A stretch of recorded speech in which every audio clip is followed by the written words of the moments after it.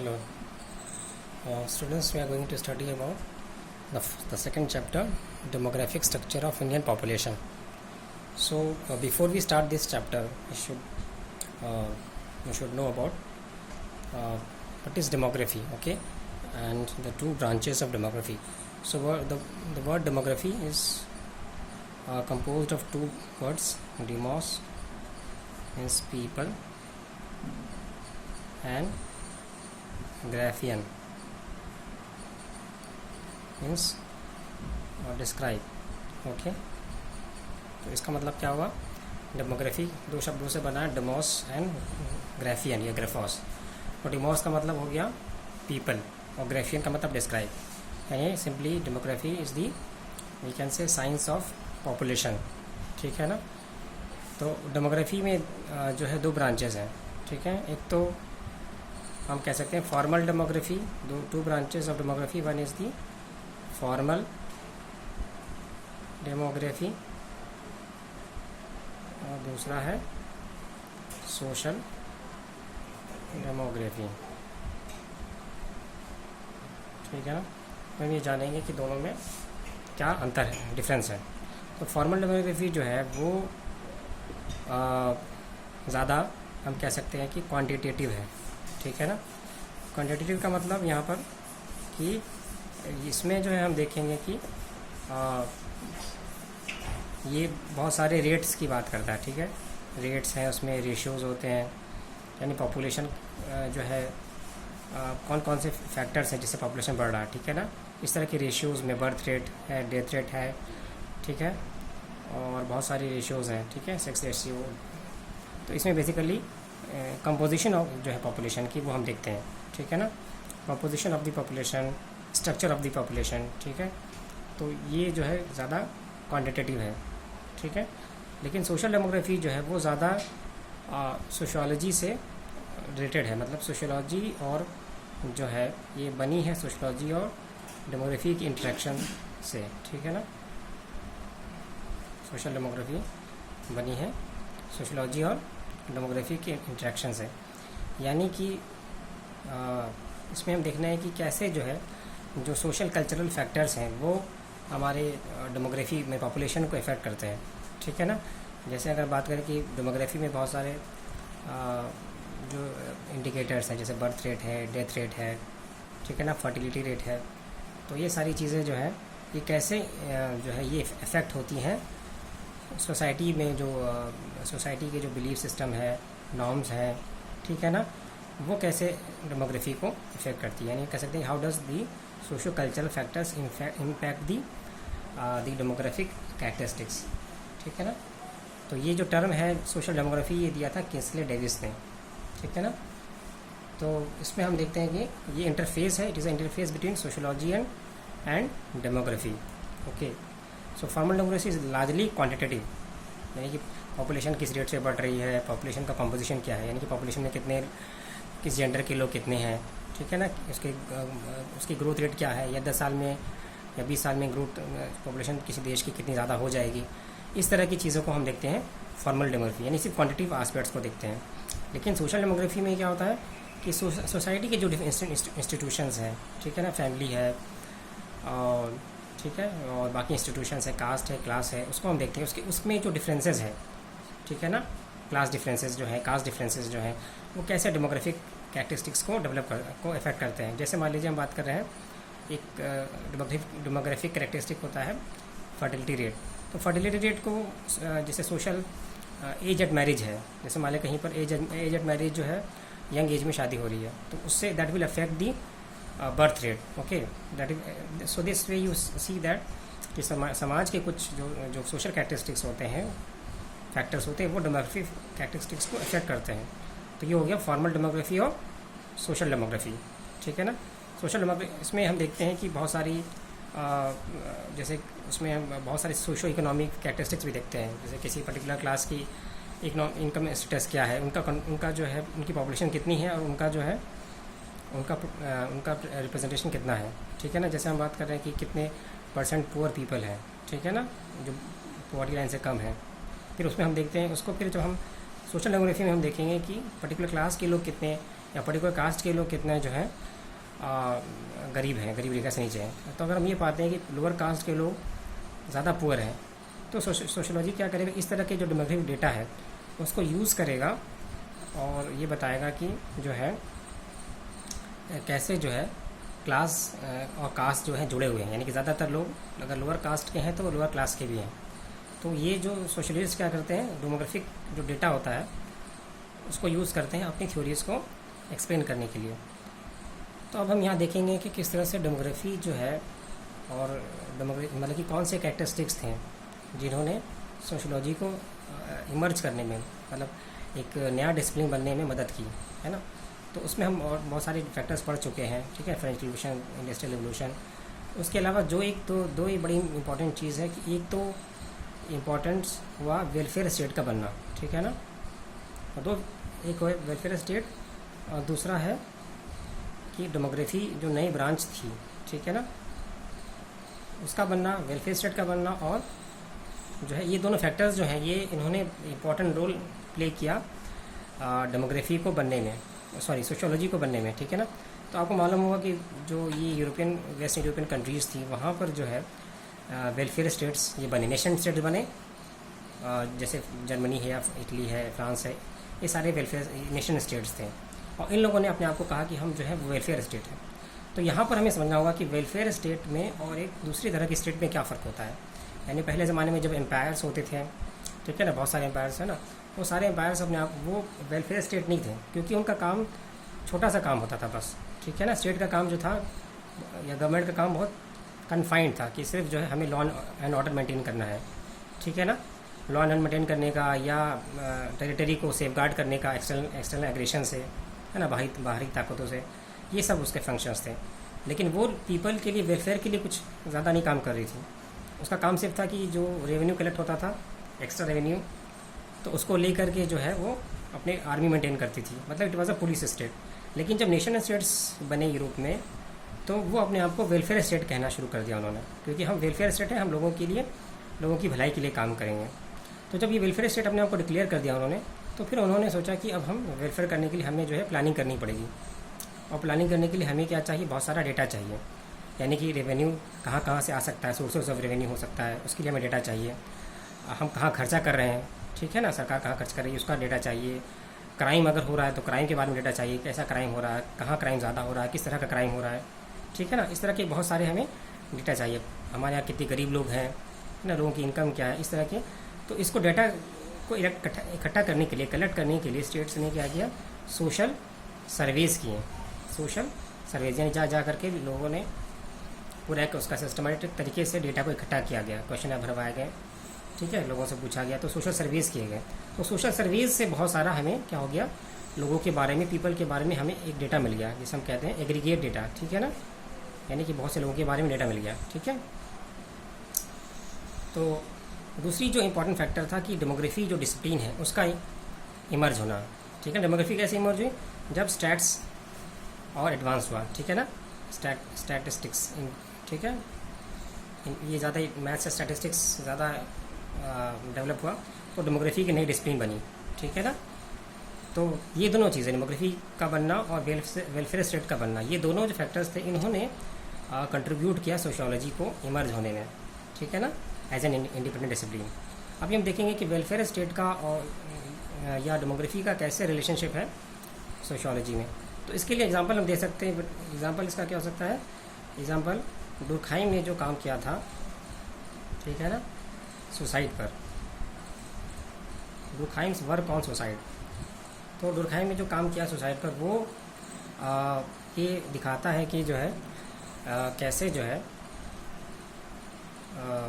Sociology ने emerge किया। देखिए, जैसे डुरखाइम ने क्या कहा था कि जैसे कोई इंडिविजुअल है, ठीक है ना, अब ये इंडिविजुअल है, ये सुसाइड कर रहा है, ठीक है ना, इसके रीज़न क्या हो सकते हैं, बहुत सारे रीज़न हो सकते हैं। मान लीजिए इसकी जॉब चली गई, ठीक है ना, जॉब या बिजनेस लॉस, इस तरह का कुछ हुआ, या कोई मतलब जो है इमोशनल कोई उसके अंदर कोई डिस्टर्बेंस हुई, मतलब कोई he loss someone, okay, he loss his love one, okay. So these can be a number of reasons, okay, job, business, emotional setback, उसकी वजह से वो सुसाइड कर रहा है। These are the individual reasons, okay.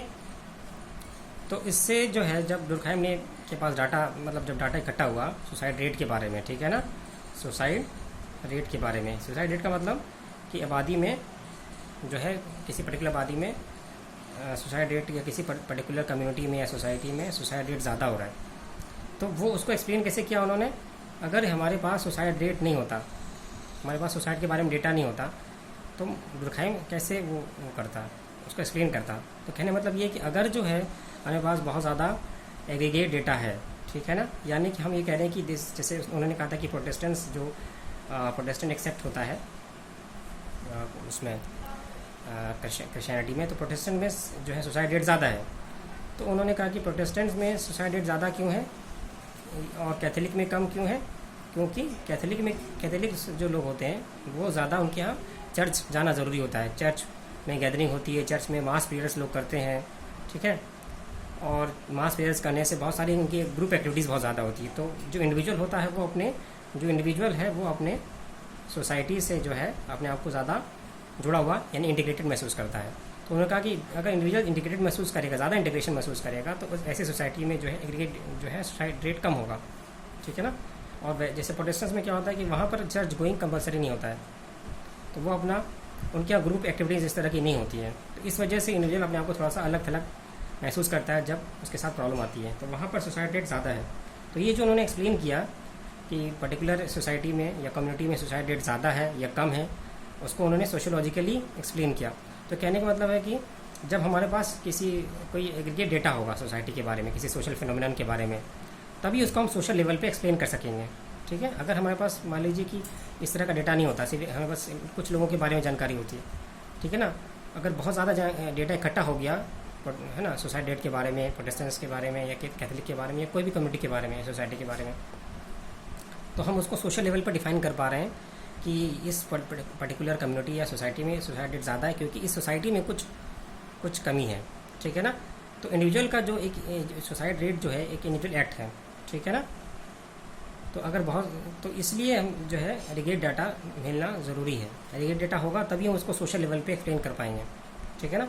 तो एग्रीगेट डाटा होने से जो है ये सोशियोलॉजी को हेल्प किया इमर्ज होने में, ठीक है ना। So this is how demography is linked to sociology और how these factors welfare state and demography help in emergence of sociology, यानी कि वेलफेयर स्टेट का बनना और डेमोग्राफी जो साइंस है, साइंस ऑफ डेमोग्राफी, उसका बनना जो है उसने किस तरह से जो है सोशियोलॉजी को हेल्प किया कि सोशियोलॉजी एक नई डिसिप्लिन बन जाए, ठीक है ना। तो अब हम बात कर रहे हैं दूसरी जो इम्पोर्टेंट चीज़ है वो है सोशल थ्योरी की बात कर रहे हैं। बहुत सारी थ्योरीज़ लोगों ने दी हैं पॉपुलेशन को लेकर के, ठीक है ना। तो जो पहली इम्पोर्टेंट थ्योरी है उसका थ्योरिस्ट उसका नाम है T.R. माल्थस, ठीक है ना। तो उनके कुछ पोस्टुलेट्स थे वो हम देखेंगे कि उनके क्या विचार थे, ठीक है ना। तो उन्होंने उनका ये मानना था कि जो है जो ह्यूमन बींग्स हैं, इंसान जो है उसकी किस्मत यही है कि वो हमेशा जो है गरीबी में रहेगा, ठीक है ना। Will be human beings are destined to poverty, ठीक है ना। ऐसा क्यों सोचते थे? क्योंकि उनका ये मानना था कि जो फूड प्रोडक्शन है वो बहुत वो बढ़ता है धीरे धीरे करके, और जो पॉपुलेशन है वो बहुत तेज़ी से बढ़ता है। तो उनका पहला कहना था कि जो ये है पॉपुलेशन कैसे ग्रो करेगा, पॉपुलेशन ग्रो करेगा एट दी ज्योमेट्रिक प्रोग्रेशन, इस रेट से बढ़ेगा। ज्योमेट्रिक प्रोग्रेशन का मतलब क्या होगा कि जो है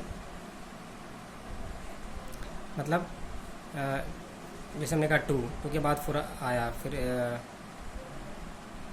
4 के बाद 8, फिर 16, फिर 32, इस तरह से बढ़ रहा है। आबादी कैसे बढ़ रही है? 4 इस तरह से बढ़ रही है, 64 इस तरह से बढ़ती जा रही है आबादी, ठीक है ना। और जो फूड प्रोडक्शन है यानी कि जो हम खाना हमारा प्रोड्यूस हो रहा है वो किस रेट से बढ़ रहा है? वो बढ़ रहा है एरिथमेटिक प्रोग्रेशन से बढ़ रहा है, ठीक है ना। इसमें देखते 2, ठीक है ना, और फिर 2, 3, 4, 5 इस तरह से बढ़ेगा। 2, 4, 6, 8, 10, 12 इसमें 2 का डिफरेंस आ रहा है एथमेटिक, ठीक है ना। आपने पढ़ा होगा मैथ्स में एथमेटिक प्रोग्रेशन, ठीक है ना। कॉमन डिफरेंस 2 का आ रहा है यहाँ पर, 2, 4, 6, 8, 10 इस तरह से बढ़ा। और जोमेटिक प्रोग्रेशन से खाना बढ़ा, मतलब खाना बहुत तेज़ी से बढ़ रहा है, उनका ये कहना था। ठीक है ना। तो इससे क्या होगा, उनका कहना था कि 25 साल बाद क्या होगा, खाना जो है वो आधा रह जाएगा और उसका पॉपुलेशन क्या हो जाएगा, डबल हो जाएगा। यानी हमारे पास हमारी आबादी डबल हो जाएगी, खाना हमारे पास जो है, जो फूड हमारे पास है वो बिल्कुल जो है कम रह जाएगा। ठीक है ना। तो ये एक मतलब प्रॉब्लम थी। ठीक है ना। अगर इसको हम ग्राफ से देखें तो ग्राफ कैसा हो जाएगा, इसका ग्राफ अगर हम बनाए तो ये मान लीजिए पॉपुलेशन, ये हम टाइम के साथ इसको दिखा रहे हैं, और इधर ये जो है ये हो गया आपका फूड प्रोडक्शन। ठीक है ना। इस रेट से फूड प्रोडक्शन हो रहा है, ये सीधी लाइन। और ये जो हम दिखा रहे हैं, ये हम दिखा रहे हैं कि आबादी जो है वो बहुत तेज़ी से बढ़ रही है ये। ठीक है ना। ये पॉइंट क्या हो गया, इस पॉइंट में ब्रेक पॉइंट हम कह सकते हैं, ये इस पॉइंट में क्या हो गया कि आबादी बहुत तेज़ी से बढ़ गई अब। ठीक है ना। और इसके बाद से जो है प्रोडक्शन जो है वो उतना नहीं रह गया, मतलब फूड प्रोडक्शन, आबादी बहुत तेज़ी से आगे बढ़ती जा रही है। ठीक है ना। तो ये लाइन सीधी लाइन फूड प्रोडक्शन है, ये है आपका पॉपुलेशन। ठीक है। तो उन्होंने कहा था कि फिर क्या किया जाए, कैसे आबादी कंट्रोल होगी, तो उसके लिए उन्होंने दो चेक्स बताए थे। ठीक है ना। एक था पॉजिटिव चेक और दूसरा है preventive checks. Positive checks and preventive checks, दो चेक्स बताए। तो पॉजिटिव चेक क्या है कि जो ये है, जो मतलब कि नेचर है, ठीक है ना, मतलब आबादी बहुत बढ़ेगी तो अब नेचर कुछ तरीके अपनाता है। ठीक है ना। जैसे कि देश में क्या हो गया, फमाइन आ गया। ठीक है ना। फमाइन है ना, अकाल पड़ गया, या कोई बीमारी आ गई, एपिडेमिक्स। ठीक है ना। या कोई पैंडमिक आ गया, इस तरह की बीमारी जो होती है उससे क्या होता है, आबादी, नेचर क्या करता है, आबादी को कम कर देता है। ठीक है ना। जैसे प्लेग आया था और इस तरह के फ्लू बहुत सारे आ रहे हैं, जिससे कि बहुत तेज़ी से आबादी इस तरह की नेचुरल कैलेमिटीज़ से, फमाइन से, डिजीज़ से जो है आबादी कम हो जाएगी। या मतलब ऐसे आबादी बहुत तेज़ी से बढ़ेगी तो मोर्टेलिटी बढ़ जाएगी। मोर्टेलिटी का मतलब लोग जो है मरने लगेंगे। ठीक है ना। न्यूट्रिशन नहीं होगा, न्यूट्रिशन, क्योंकि आबादी ज़्यादा हो गई, फूड प्रोडक्शन कम है, तो क्या होगा कि लोगों को न्यूट्रिशन नहीं मिलेगा। ठीक है ना। जिससे बीमारी से आसानी से वो इफेक्ट हो जाएंगे और मर जाएंगे। तो बहुत सारी इस मतलब कि पॉजिटिव चेक का मतलब बहुत सारी जो नेचुरल कैलेमिटीज़ होती हैं उसके थ्रू जो है, फमाइन, अकाल पड़ गया है ना, और ये एपिडेमिक्स आ गई, इससे आबादी जो है कम हो जाएगी, जिससे कि प्रोडक्शन तो हम बढ़ा नहीं सकते तो आबादी कम हो जाएगी। ठीक है। ये पॉजिटिव चेक हो गया, जो नेचर करता है। ठीक है। नेचुरल। प्रिवेंटिव चेक का मतलब इंसान क्या कर सकता है, जो वॉलंटरी तरीके से जो है आबादी को कैसे कम कर सकता है। ठीक है ना। तो उसके लिए उन्होंने कहा था कि what are the methods, can be delayed marriage. ठीक है ना। यानी वी हैव, मतलब कि human beings can decrease the population by having delayed marriage और postponing marriage at the late age. तो लेट से शादी होगी तो बच्चे भी कम होंगे, आबादी फिर कम हो जाएगी। ठीक है ना। या उन्होंने दूसरा एक बात की थी, मोरल रेस्ट्रेन की बात की थी। ठीक है ना। We talked about moral restraint which is also called as celibacy, means abstaining from sex. So by avoiding sex, people can reduce the population. Okay. So this is the Malthusian theory of population growth. Okay. Now we are moving on to the this criticism of him. Okay. तो लोगों ने उनको criticise किया, Malthus को। तो पहला इनका सभी लोगों ने, जो लिबरल हैं और जो मार्क्सियन स्कॉलर हैं, सब ने उनको क्रिटिसाइज़ किया। तो उनका ये कहना था, जो लिबरल स्कॉलर्स थे, उनका ये कहना था कि पॉपुलेशन अगर ग्रो कर रही है तो हम फूड प्रोडक्शन को उस हिसाब से ग्रो बढ़ा सकते हैं, ताकि बढ़ती आबादी की ज़रूरत पूरी हो सके, उस हिसाब से हम फूड प्रोडक्शन को बढ़ा सकते हैं। जैसा कि हमने वेस्ट में देखा भी था कि आबादी भी बढ़ती गई, साथ साथ लोगों का जो स्टैंडर्ड ऑफ लिविंग है वो भी बढ़ता गया, क्योंकि फूड प्रोडक्शन बढ़ गया। क्योंकि बहुत से मेथड्स हम साइंटिफिक एग्रीकल्चर करके, इरिगेशन मेथड्स को इम्प्रूव करके, जो है मैकेनाइज्ड फार्मिंग करके, मशीनों से हम एग्रीकल्चर करके जो है हम फूड प्रोडक्शन को बढ़ा सकते हैं, ताकि बढ़ती आबादी की ज़रूरत पूरी हो जाए। जैसे कि इंडिया में भी जब ग्रीन रेवोल्यूशन आया तो हमने जो है, हमारी आबादी भी बढ़ रही थी और हमारा फूड प्रोडक्शन भी इतना था कि आबादी की ज़रूरत पूरी हो गई। ठीक है ना। तो ये बात गलत है कि फूड प्रोडक्शन को हम नहीं बढ़ा सकते हैं। ठीक है ना। To meet the needs of the growing population, बढ़ती आबादी को देखते हुए फूड प्रोडक्शन को बढ़ाया जा सकता है। ठीक है ना। ये पहला क्रिटिसिज्म था। तो और दूसरा क्रिटिसिज्म ये था कि जो लोगों ने कहा कि ये इन्होंने जैसे कि लोगों ने इनको क्रिटिसाइज़ किया कि इन्होंने सिर्फ डिलेड मैरिज या मोरल रेस्ट्रेंट की बात की इन्होंने, he was against the use of contraceptives, he was against the use of contraceptives. So people criticise him कि क्यों उन्होंने कॉन्ट्रासेप्टिव की बात क्यों नहीं की, या उन्होंने जो है कॉन्ट्रासेप्टिव यूज़ करने के लिए मना किया था, क्योंकि उनका वो प्रीस्ट थे, उनका रिलीजियस बैकग्राउंड की वजह से जो है ही was against the use of contraceptives. तो इनके लिए भी उनको क्रिटिसाइज़ किया गया। और एक क्रिटिसिज्म था मार्क्स की वजह से। मार्क्स ने कहा था कि गरीबी क्यों है, गरीबी इस वजह से नहीं, मार्क्सियन स्कॉलर्स का ये कहना था कि गरीबी क्यों है, आबादी ज़्यादा है इसलिए गरीबी नहीं है, क्योंकि अनइक्वल डिस्ट्रीब्यूशन है, अनइक्वल डिस्ट्रीब्यूशन है किस चीज़ का, वेल्थ का, ठीक है ना, वेल्थ का और इनकम का जो है अनइक्वल डिस्ट्रीब्यूशन, यानी कि कुछ समाज के कुछ वर्ग के पास है ना बहुत ज़्यादा जो है वेल्थ है, मतलब इनइक्वालिटी बहुत ज़्यादा है, समाज के कुछ लोग हैं उनके पास बहुत पैसा है और अधिक जो ज़्यादातर आबादी है वो गरीब है, ठीक है ना। तो इस वजह से जो है लोग गरीब हैं, पॉवर्टी इस वजह से, पॉवर्टी आबादी बढ़ने की वजह से नहीं है। अगर हमें पॉवर्टी को कम करना होगा तो हमें अनइक्वल डिस्ट्रीब्यूशन को कम करना पड़ेगा, यानी कि इनकम इनइक्वालिटीज़ को, प्रॉपर्टी इनइक्वालिटीज़ को कम करना होगा, ठीक है ना। तो ये हो गया आपका Malthus theory of population growth. In the next class हम दूसरा पढ़ेंगे, दूसरा थ्योरी ऑफ डेमोग्राफिक ट्रांजिशन। और हम ये भी देखेंगे कि माल्थस जो है वो क्यों ऐसा सोचता था कि हम फूड प्रोडक्शन को नहीं बढ़ा सकते हैं, because he believed in law of diminishing returns. अब ये लॉ ऑफ डिमिनिशिंग रिटर्न्स क्या है ये तो कोर्स में आपके नहीं, लेकिन एक्स्ट्रा आपको बताएंगे हम कि लॉ ऑफ डिमिनिशिंग रिटर्न्स क्या है इन द नेक्स्ट क्लास। तो ये वीडियो पूरा देखें, उसके बाद अगर कोई सवाल है तो आप उसको पूछ सकते हैं।